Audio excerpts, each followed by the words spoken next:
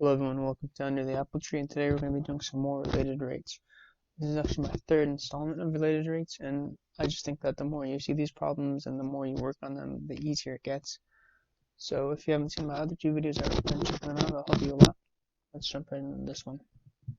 So a rowboat is pulled toward the dock at 6 feet above the water by a rope that is attached to the dock. The rope is hauled in at a rate of 2 feet per second. How fast is the boat moving across the water when 10 feet of rope is out? And at what rate is the angle between the rope and the dock changing at this moment? Okay, well, I recommend drawing a picture. So let's just get in there and start drawing a picture. So we know for sure that the dock is 6 feet above the water, and that's constant. So straight line in.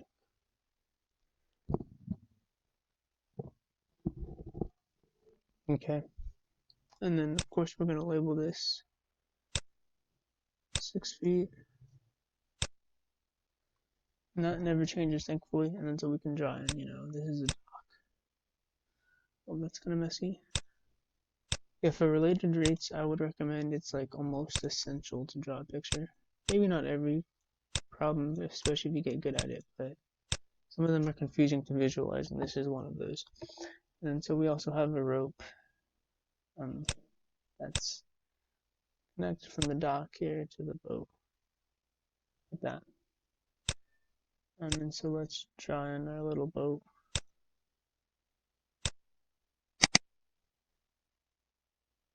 The boat.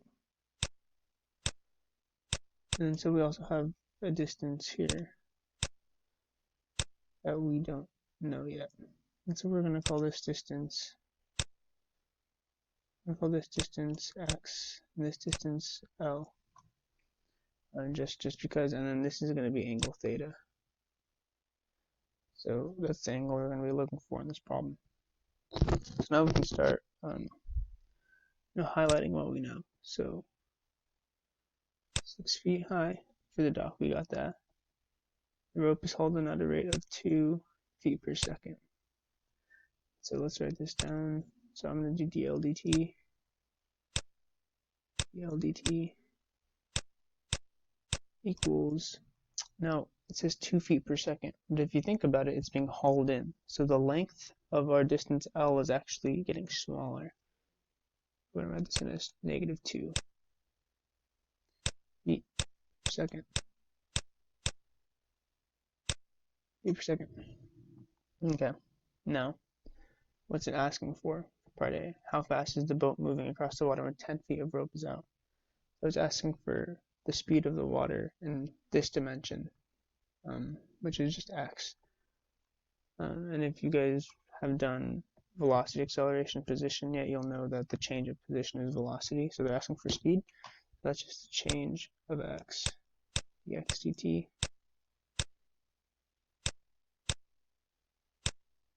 At L equals 10. And just so you guys know, it doesn't really matter what you label these variables to be. It doesn't matter. You could do y, f, whatever. It doesn't matter. Just whatever you like to do. Okay.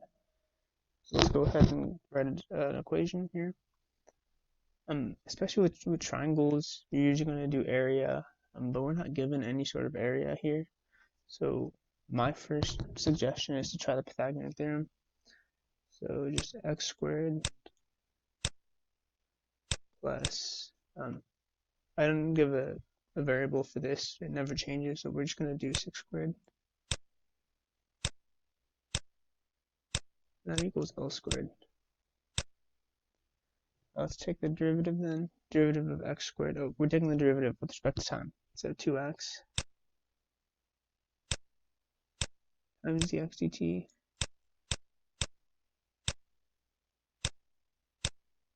the derivative of 6 squared with respect to time is 0. This doesn't change with respect to time.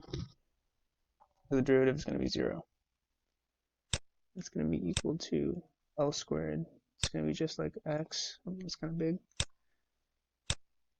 We're just going to have 2L here times dl dt. Okay, so now let's see if we can solve this equation. So dx dt is what we're solving for. We don't have an x value, so we're going to have to find that. We do have an L equals 10, and we do have a dl dt. We're going to have to solve for x somehow. And so let's go over here and put an equation on the side. So when L equals 10 and h equals, not height, but this distance is 6, we can actually use the Pythagorean theorem to find this x value. So x squared plus 6 squared, that's just 36, equals 10 squared. 10 squared is 100. So what we're going to get is x squared equals 64, x equals 8. So at this moment, when L equals 10, x equals 8.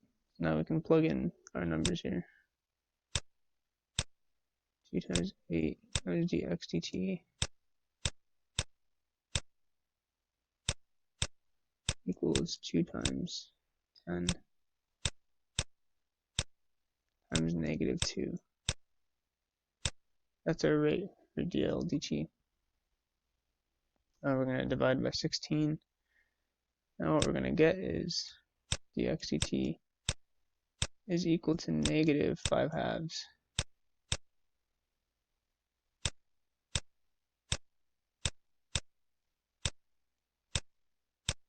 Negative 5 halves. I didn't want to go over all the algebra. I just figured you guys can probably do it. You get 40 on the right side, and then 16 dx dt on the left. 40 divided by 16 reduces to 5 halves. So this is the rate of change of the position of the boat on the water. In other words, that's speed. We go on to part B. At what rate is the angle between the rope and the dock changing at this moment?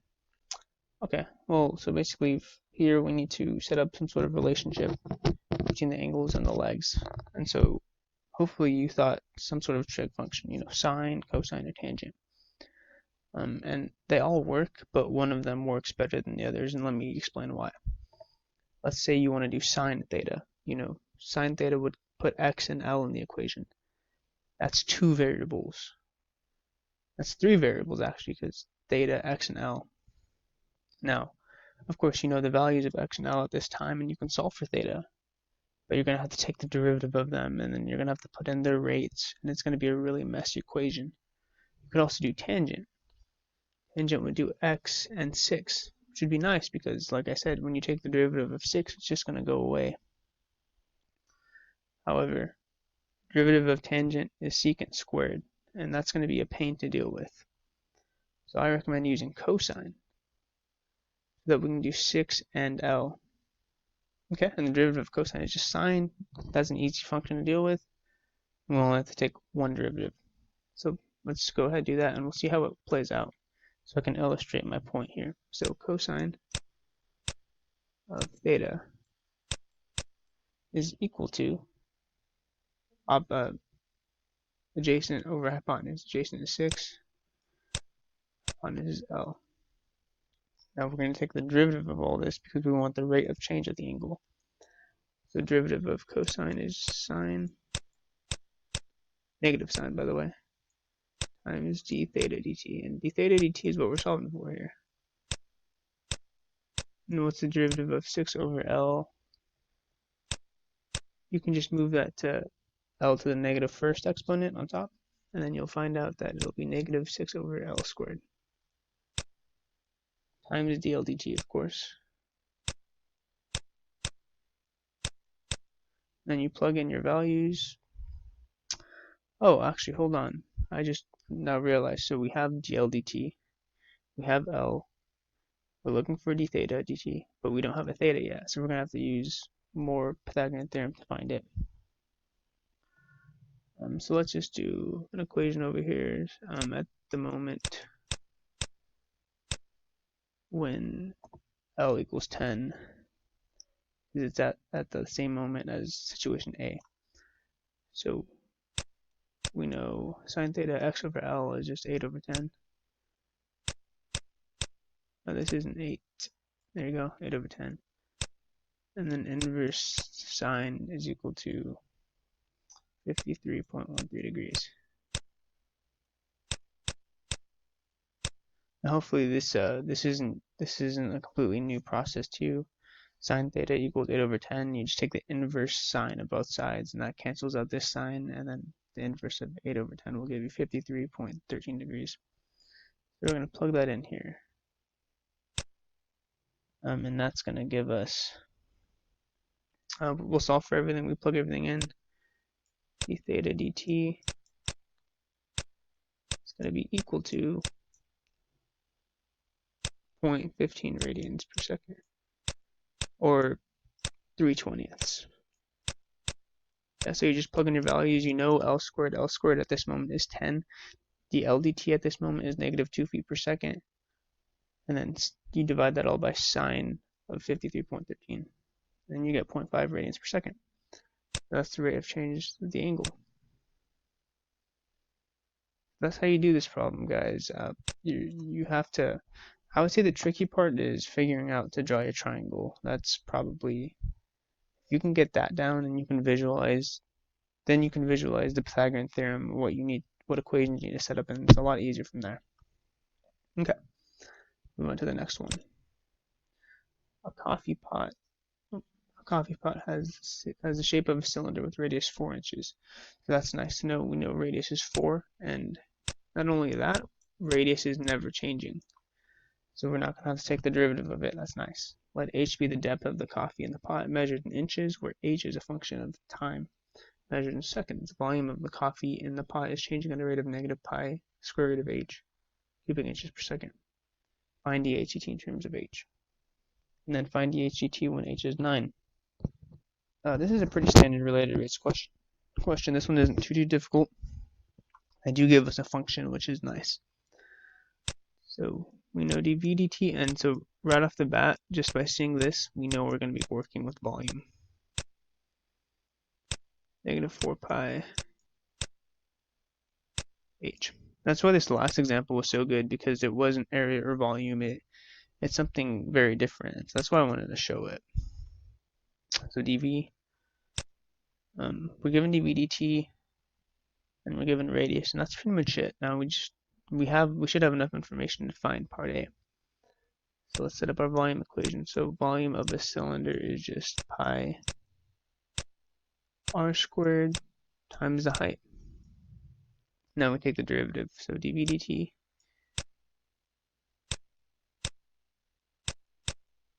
and then, so normally you would do derivative of r squared, and the derivative of h you would do a product rule, but in this case the r is constant. And so let's just plug it in now and not even worry about getting confused with variables and stuff. You can only do this if the radius is constant. So you're going to see this a lot in like cylinders where the height is changing, because the radius of a cylinder is always 4, or is always, a fixed number. Now if you're doing a cone, you cannot do this because the radius changes with the height, or like a circle or something, because if the area of the circle changes, the radius changes too, right? So you can only do this sometimes. You have to pay attention to the specific examples in which you can. So let's plug in the 4. 4 squared is 16, so we're going to get 16 pi. Derivative of h is just 1, but we are going to have to throw in that dHdt. Okay, and I mean, we're solving for dHdt. This is good. And we should be happy that we got rid of that the h disappeared from the equation, because we're not given any sort of height anywhere in the problem. So this works out well. Let's plug in our dv dt. That's going to be negative 4 pi h equals 16 pi dh dt, divide by 16 pi.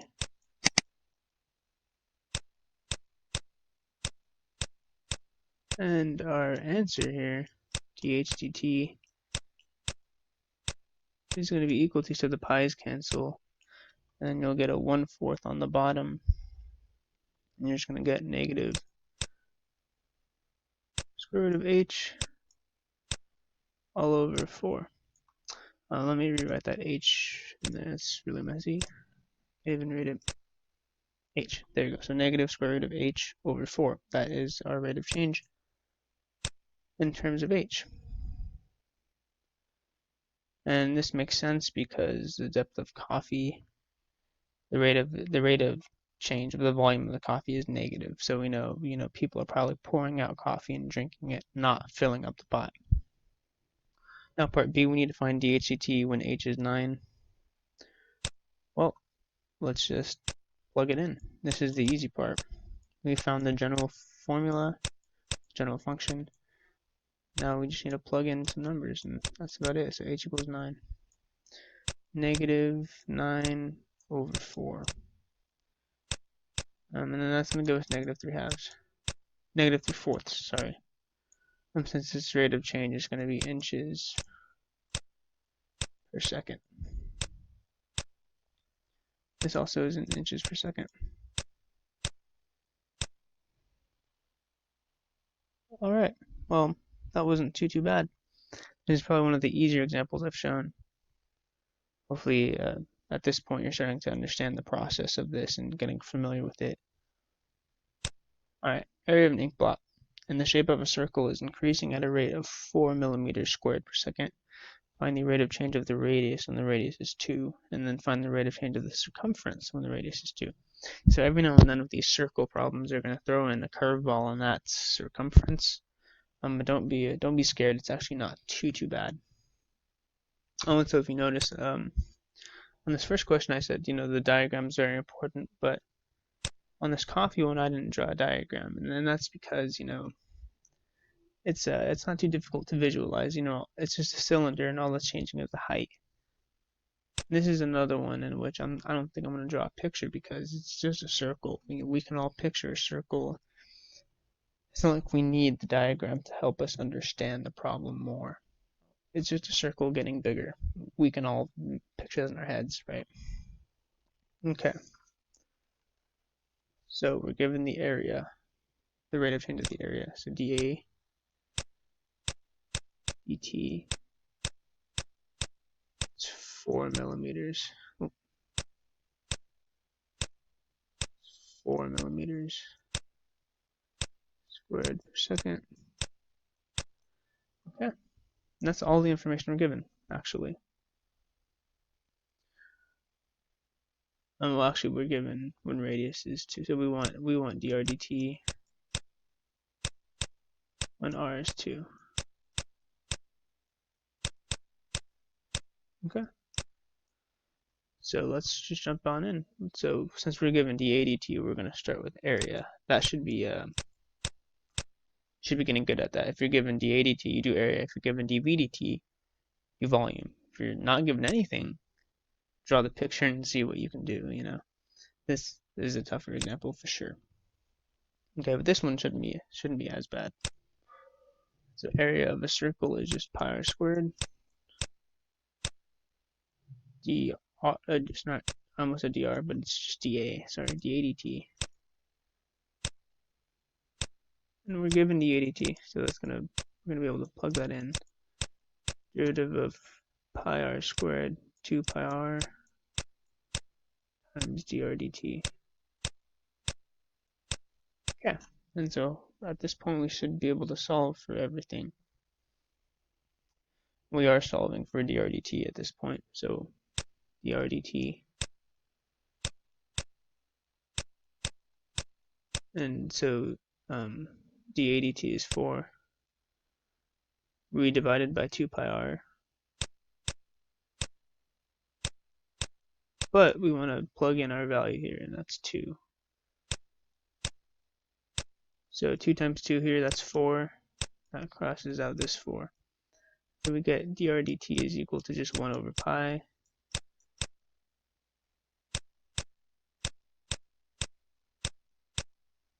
millimeters per second. For every 1 millimeter, or for every 1 pi seconds, the radius increases by 1 millimeter.